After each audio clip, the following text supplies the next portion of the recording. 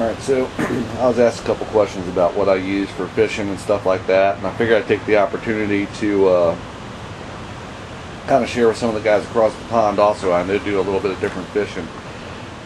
This is basically I load up two reels, or rods rather here. I got an 8-foot rod, which is over on the left hand side there. It's ready to throw I believe it's a 6-ounce lure. And off to the left of it is just a regular old 7-foot ugly stick, and I have that loaded up with, just gotta show you here, this spoon right here. It's called it's loaded up with it's called a Cast Master, and basically what I use that little rod for is for sight casting. If I see like a school of fish out there, I'll go ahead and just grab that rod and throw it out. It's a lot of fun if they're fighting small bluefish or something in the surf with a little rod like that. Take some finesse. I do have a shock leader on there. It's probably about 3 foot long of 50-pound test monofilament. On the other rod, you see there, I believe it's a 5-ounce pyramid weight. It's a little bit heavy, but the seas here are rough, like I said, and then it's just like a top-bottom rig. So, alright, so other than that, I was asked like what I use down here for mobility and things. Let me show you one other thing. I know this is a little bit different from, I believe, what the fellows across the pond use. This is I call it a sand spike. And what it is just a piece of, this is a 2.5-inch PVC where I cut like a notch in there so the reel sets down in it. Then we just pound it into the sand. Cut it at an angle there, and you can use it to hold your rod while you're changing out bait. Sometimes I'll set up a couple of these. I also have a 15-foot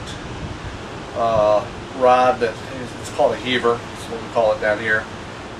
Basically, you can throw an 8-ounce, up to 8 ounces of weight in bait. 8 in bait is how we refer to it, and I use that for bigger fish. Like I'm not gonna do any shark fishing or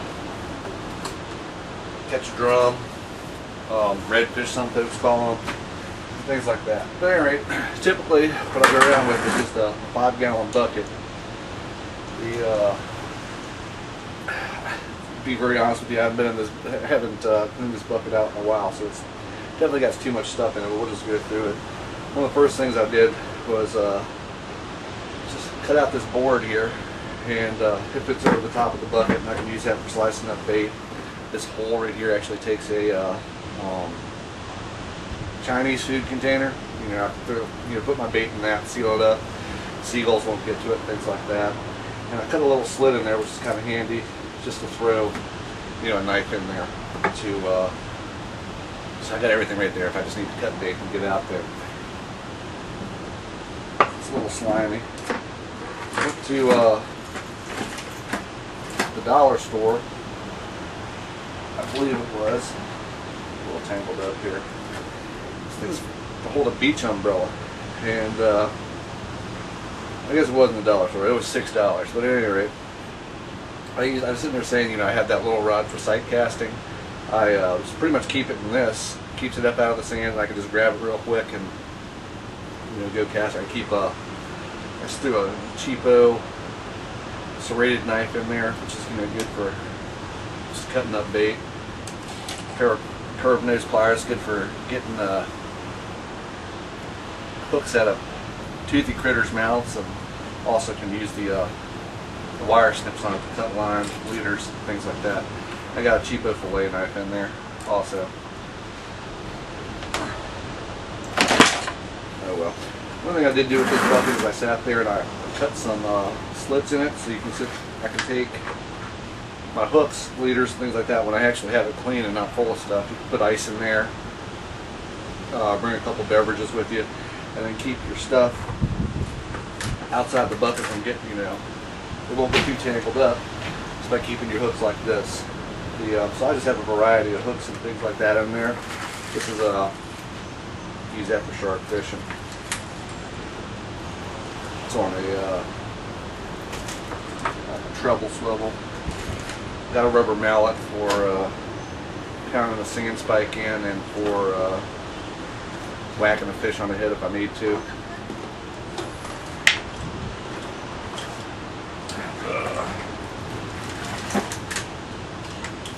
So right here's a mullet rig. I'm going to take it and I'll show you. Like I said, I had to get through this thing, clean it out. This mullet rig here is a piece of wire on a float. And there's a double hook here that you just take it off, put it through the mouth of the mullet out the anal vent, put this hook back on, and pull it through, just so that it sets up tight against the fish like that.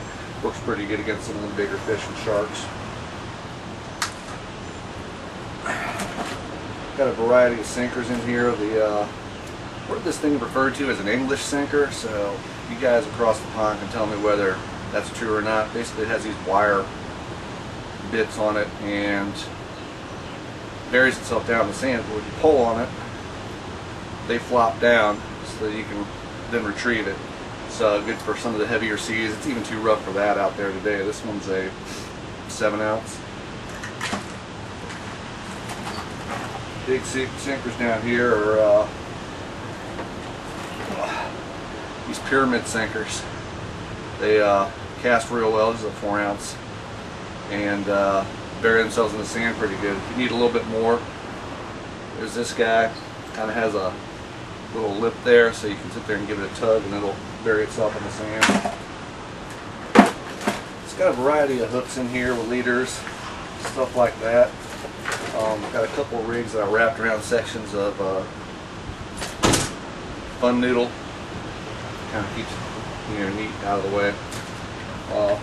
One trick that I sat there and did this, I don't know if you can see it, medieval kind of looking tool here, is it's a section of coat hanger, and what I did is I flattened out the end and carved a little notch in there, if you can see it.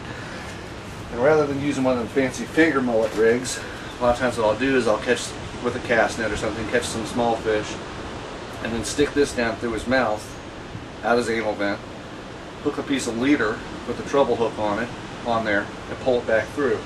Then hook that up on my line, generally with a 3-way swivel. One of these guys right here. And this goes to my line, that goes to the fish, and then I hook a weight onto that, so it just kind of, whole fish is kind of sitting out there and flapping in the surf. And it works out pretty good. But that's basically it, That's not mine. You can sit there and just travel around with this bucket, and like I said, you can hang your hooks and lures and what have you off the side there. And just look and see if there's anything unique. It's another one of them. This is a spoon, just a bucktail on it. I think that's pretty common in most places.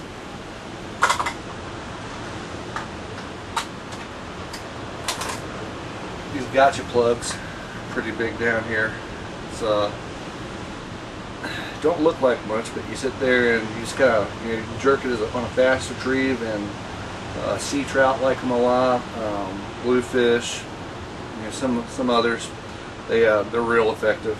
This seems to be a color I like a lot. Then they have another one that's I believe it's a yellow body with maybe a green head. Fishermen call it chartreuse, but that seems to work real well also. And I've got some super glue in there. Got some hook sharpener. That's about it. Alright fellas, well, what do you fish with?